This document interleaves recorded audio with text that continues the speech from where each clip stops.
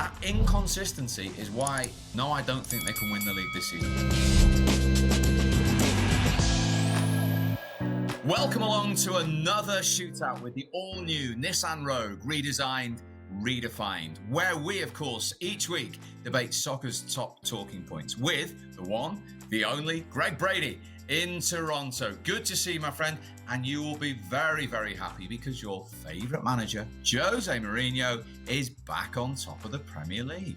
Yes, but a long way to go till the end of May, Steve. A long way, and a bit more of a better 0-0 draw, Spurs and Chelsea. You know what? I was just going to compliment you on how relaxed, how and I think it's the shirt. And I'm thinking about my shirt. I bought this shirt as I think about this now at Heathrow Airport on a flight delay, coming back from watching football. My three favorite things. When I'm at Heathrow Airport, I can't afford to buy those shirts. I must have come into some money. It must have been a deceased great uncle or something. Now I know where this DAZN budget is going. Right, with the all-new Nissan Rogue, redesigned, redefined, we are asking 1 year on for Unai Emery's sacking at Arsenal. Unai Emery's Arsenal or Mikel Arteta's Arsenal? Which is worse? What a question. I think Arsenal's in more trouble now a year down the line. So I'll say Arteta's Arsenal is worse. But I think this team's in trouble. I think they're in more trouble than they were 12 months ago at this time. And I'll lay out some reasons why. Which way would you go on this one? I think people need to realize the magnitude of the job at Arsenal, not just when he took over, but now. It doesn't disappear in one transfer window overnight in 6 months by winning 2 trophies. It just doesn't, because there's been big, deep-rooted problems that we all know about at Arsenal for a long, long time. So he had his honeymoon period. He won those 2 trophies, which was fantastic. And I just think unrealistic expectations kicked in. And given what Unai Emery had, and I know you're going to tell me he reached a European final, but he didn't win it. Unlike Arteta, he won it. We're fine margins here in this debate, Greg. But I didn't feel that Unai Emery took Arsenal on at all in terms of that discipline and that togetherness, where there are shooting signs of Arteta's identity and togetherness for the group. Well, this is what I worry about with Arteta. And we've spoken about the sort of the chasm between him and Mesut Ozil right now. This is a situation that has to get resolved. And for me, their Premier League season, it's over. And I say that not because the title is so far away, but there's so many teams bunched ahead of them in a title race. And that's a big factor right now. So you're looking at Arsenal and you're looking at where they're at, and you're saying to yourself, they're the third most talented club in London, but they're the most dysfunctional club in London. They've got a lot that's going, as you said, it doesn't quite feel right atmosphere. Now, look, Emery could get results from Aubameyang. We're laying this right at Arteta's door, but your manager has to be a reflection of your captain and of your best player. And I can't figure this out for the life of me. It was so important to re-sign him. It was so important to bring him back. Arsenal as a squad, Steve, had 10 goals in 10 matches. You don't go anywhere if you're on a goal per game pace. You are finishing bottom 5, bottom 6. So I don't know everything that's wrong, but I know that until they get Aubameyang firing on all cylinders, playing like it's February or March of last year, they're in some big trouble, and they're not going to beat very many good teams.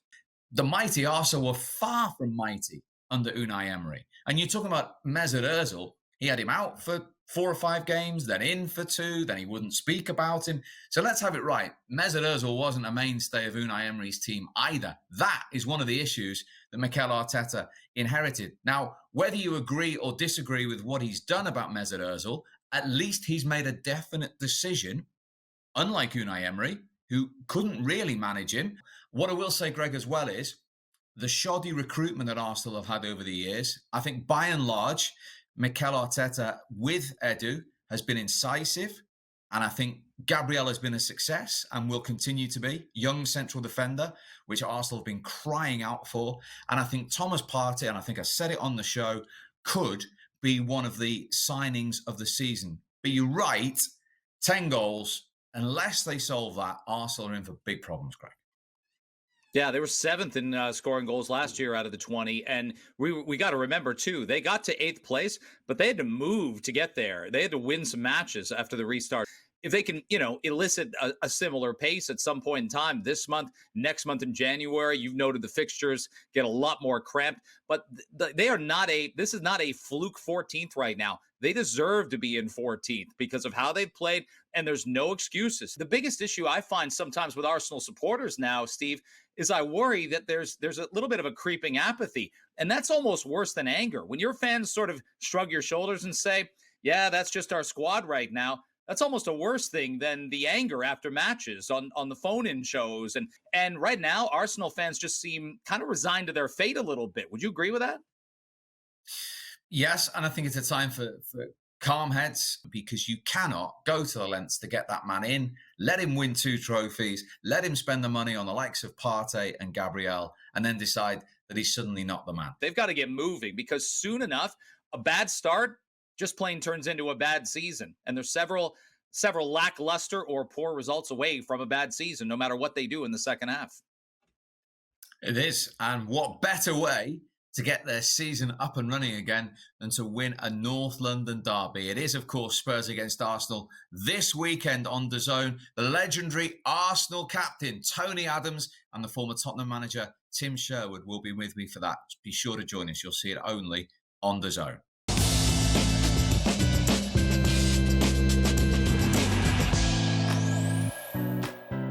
Shootout brought to you by the all-new Nissan Rogue, redesigned, redefined. Manchester United, with a game in hand, within touching distance suddenly of the summit of the Premier League.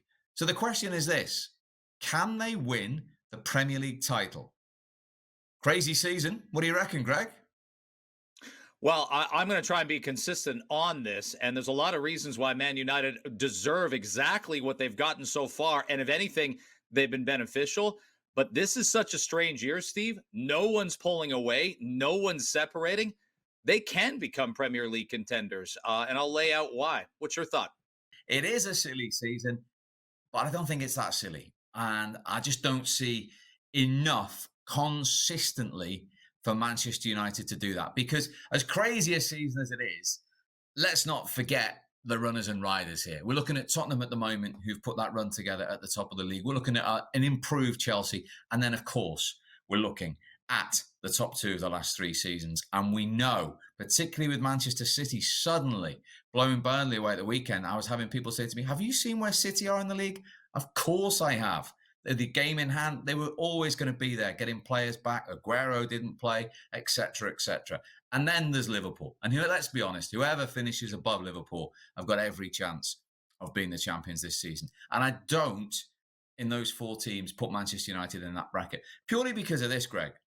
When you turn on to DAZN to watch Manchester United, and I ask our pundits this all the time, do you know what you're going to get? And unfortunately, the answer is no. And the last game at Southampton plays that theory out brilliantly, because in the first half, it is the Manchester United that people dread. And then suddenly, in the second half at St Mary's, probably that performance with Cavani, etc., gets people like yourself saying, well, maybe they can win the title.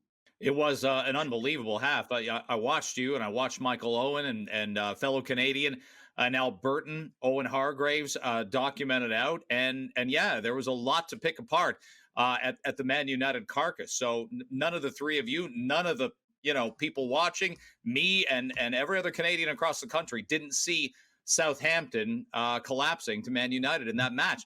But that's been part and parcel how it's been this season. So to me, I'm not telling you that Man United's played better than their record. They haven't. They deserve their record right now. If anything, I know Liverpool fans, Steve, didn't like it when I used the F word several weeks ago. But Man United are quote unquote fortunate to have the points they have. They were fortunate to get that penalty time or extra time handball penalty against Brighton. That went from 1 point to 3 points. They started so slow against Everton, and Everton let them off the hook after an early goal. That was when Cavani scored in his debut with the insurance goal. But this is more about the math of the Premier League right now and how this is all working.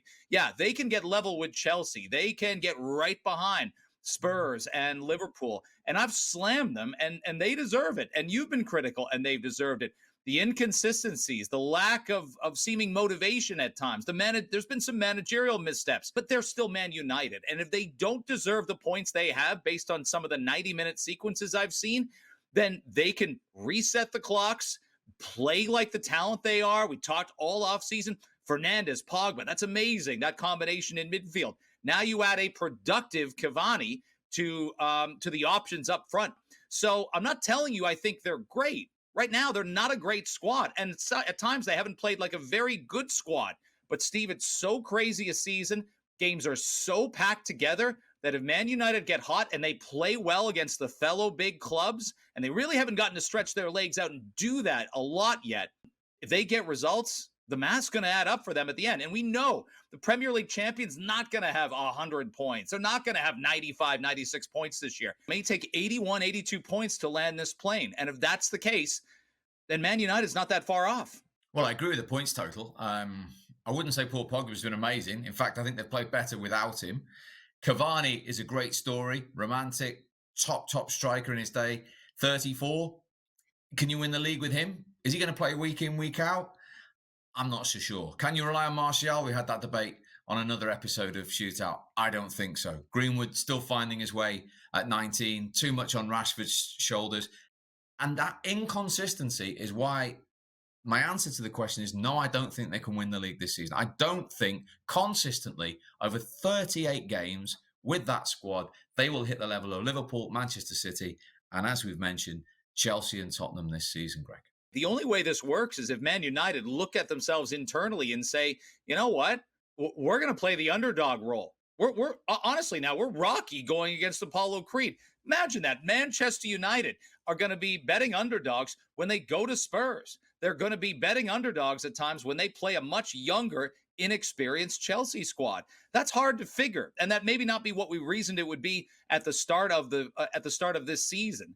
But nonetheless, their Champions League play documents it that they can play a pretty good 90 minutes, and they can as well put parts in on a Wednesday, take it out on a Saturday, and make that work. And they're going to have to if they've got Champions League aspirations to go further. They're going to get out of the group stage. So what happens when they get to the round of 16?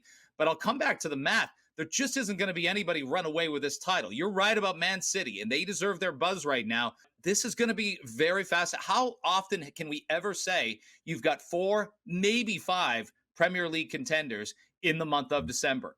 Well, to get anywhere near your point as well, they're going to have to win some games at home. Their home form's been dreadful. They must think, why can't we play away from home every week? Because, of course, the way they play on the counter suits that. They've just set a new club record of 8 away wins in the Premier League in a row. This weekend, of course, West Ham in great form themselves against Manchester United. What a game. Where can you see it? DAZN, of course.